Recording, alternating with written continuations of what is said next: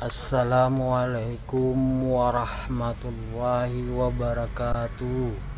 Selamat pagi anak-anakku sekalian. Bapak ucapkan selamat menjadi peserta didik MTS Al-Amin Banturung, khususnya kelas 7. Apa kabar? Semoga selalu dalam keadaan sehat walafiat. Amin. Perkenalkan, nama Bapak Muhammad Aan Malik, mengajar mata pelajaran ilmu pengetahuan alam atau disingkat IPA. Sebelum kita mulai pembelajaran, kita buka dulu pelajaran pada hari ini dengan membaca basmalah. Bismillahirrahmanirrahim. Adapun tujuan pembelajaran yang akan kita pelajari hari ini, yang pertama, peserta didik dapat menjelaskan 3 komponen keterampilan proses atau metode ilmiah penyelidikan IPA yang terdiri dari pengamatan, inferensi, dan komunikasi berdasarkan kegiatan-kegiatan yang telah dilakukan. Yang kedua, peserta didik dapat menjelaskan kegunaan mempelajari IPA. Dan yang ketiga, peserta didik dapat menyebutkan objek yang dipelajari dalam IPA. Baik, materi yang pertama dari pelajaran ilmu pengetahuan alam pada hari ini, yaitu objek IPA dan pengamatannya. Objek IPA dan pengamatannya di sini terbagi menjadi 2. Yang pertama, membahas penyelidikan IPA, dan yang kedua adalah pengukuran. Untuk pengukuran akan kita bahas pada pertemuan selanjutnya. Pada hari ini kita akan membahas tentang penyelidikan IPA.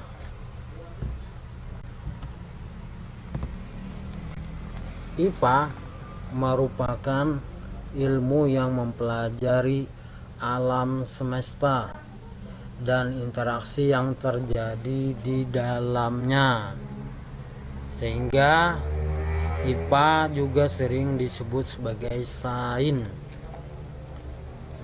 Sains berasal dari bahasa Latin, yaitu scientia, yang berarti pengetahuan.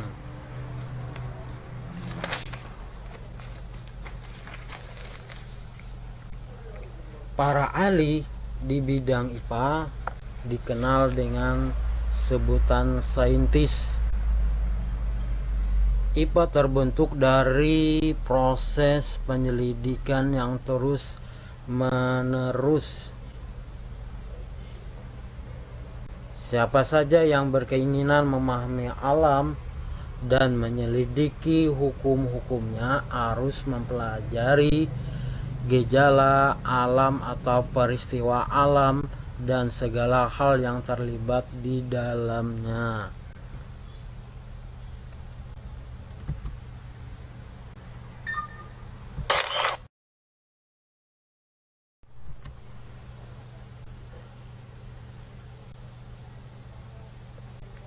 Gejala alam meliputi gejala biotik dan abiotik. Gejala biotik terjadi pada makhluk hidup, misalnya pada tumbuhan ya, yang mengalami tumbuh dan berkembang, reproduksi, serta bergerak. Sedangkan gejala abiotik terjadi pada benda mati, misalnya angin bertiup, gunung api meletus, air sungai mengalir ke laut. Nah, itu semuanya akan dipelajari dalam penyelidikan IPA dengan melakukan yang namanya pengamatan. Penyelidikan ilmu pengetahuan melibatkan sejumlah proses yang harus dikuasai, antara lain sebagai berikut. Yang pertama, pengamatan. Pengamatan di sini menggunakan yang namanya panca indera. Panca indera terdiri daripada 5, bisa mata untuk melihat, telinga untuk mendengar, hidung sebagai pembau, lidah sebagai pengecap, dan kulit sebagai peraba. Nah, termasuk dalam melakukan pengukuran dengan alat ukur yang sesuai, itu yang dikatakan sebagai pengamatan. Pengamatan dilakukan untuk mengumpulkan data dan informasi. Jadi pengamatan di sini adalah tujuannya untuk mengumpulkan data dan informasi. Nah, yang kedua, membuat inferensi, merumuskan penjelasan berdasarkan pengamatan. Itu yang dikatakan sebagai membuat inferensi, yang digunakan untuk menemukan pola-pola atau hubungan antara aspek yang diamati dan membuat perkiraan, atau dikenal dengan memprediksi atau keterampilan menyimpulkan.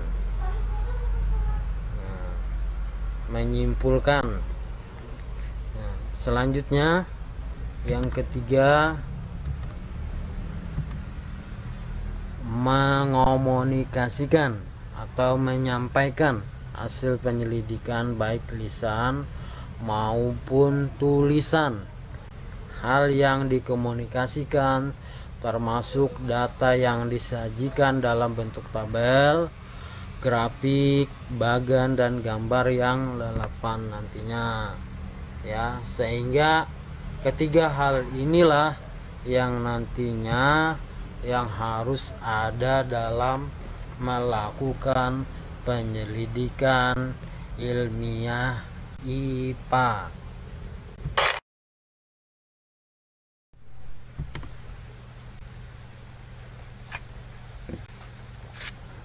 Dalam melakukan penyelidikan IPA tadi berkaitan dengan mengamati.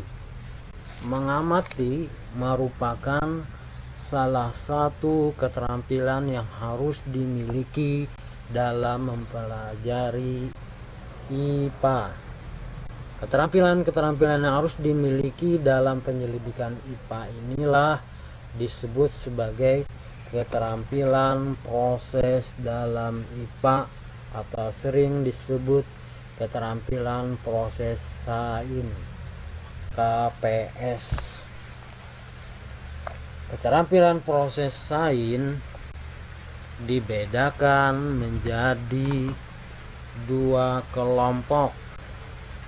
Kelompok yang pertama adalah keterampilan proses sains dasar, atau dikenal dengan basic skill, terdiri atas keterampilan mengamati, mengelompokkan atau mengklasifikasikan, memprediksi, menyimpulkan, dan mengomunikasikan. Yang kedua adalah keterampilan proses sains terintegrasi, atau dikenal dengan integrated skill. Yang dikatakan keterampilan proses sains terintegrasi merupakan perpaduan dua kemampuan keterampilan proses sains dasar atau lebih, meliputi merumuskan masalah, mengidentifikasi variabel, mendeskripsikan hubungan antar variabel, mengendalikan variabel, mendefinisikan variabel secara operasional, memperoleh dan menjanjikan data, menganalisis data, merumuskan hipotesis, merancang penelitian, serta melakukan penyelidikan atau percobaan. Dalam melakukan penelitian, seorang peneliti harus menguasai yang namanya keterampilan proses sains tersebut. Penelitian dapat dilakukan dengan suatu metode yang dikenal dengan metode ilmiah. Dalam proses penyelidikan IPA dapat dilakukan dengan metode ilmiah, yaitu suatu cara yang disusun secara sistematis untuk memecahkan suatu masalah dalam menemukan pengetahuan. Metode ilmiah dilakukan dengan langkah-langkah sebagai berikut. Yang pertama, menyusun rumusan masalah. Yang kedua, menyusun kerangka teori, merumuskan hipotesis, melakukan eksperimen, mengolah dan menganalisis data, dan menarik kesimpulan. Setelah melakukan metode ilmiah, diharapkan nantinya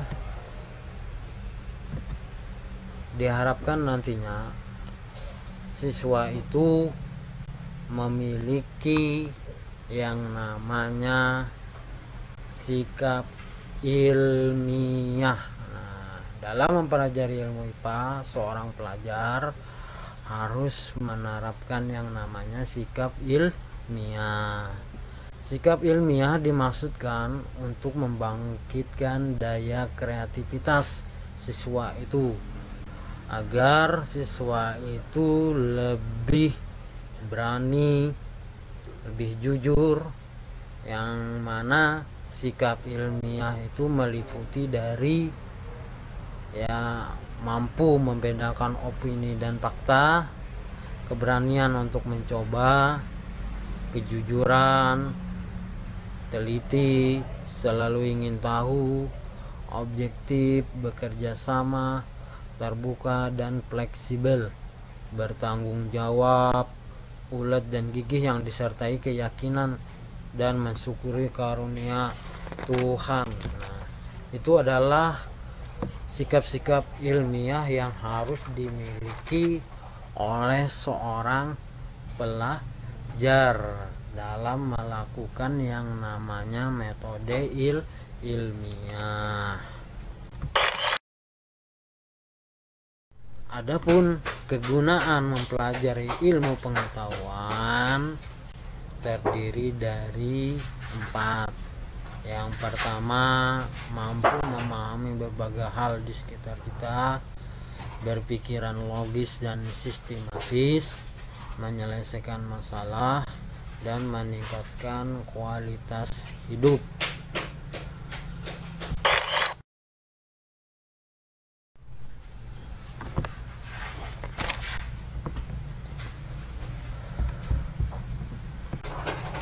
Kemudian adapun objek dari IPA, objek yang dipelajari dalam IPA terdiri dari yang pertama, benda tak hidup. Benda tak hidup ini berupa batu, tanah, air, kursi, meja, dan lain-lain. Yang kedua, objek yang dipelajari dalam IPA itu adalah makhluk hidup. Makhluk hidup ini terdiri dari manusia, hewan, dan tumbuhan. Yang ketiga, objek yang dipelajari dalam ilmu pengetahuan terdiri dari gejala atau fenomena alam. Salah satunya adalah hujan, gunung meletus, dan sebagainya. Nah, demikianlah pembelajaran yang dapat Bapak sampaikan pada hari ini. Kurang lebihnya Bapak mohon maaf. Tetap semangat. Semoga apa yang Bapak sampaikan hari ini dapat dipahami, dimengerti, dan dipelajari. Kita akhiri pelajaran pada hari ini dengan membaca hamdalah. Alhamdulillahirabbil alamin. Assalamualaikum warahmatullahi wabarakatuh.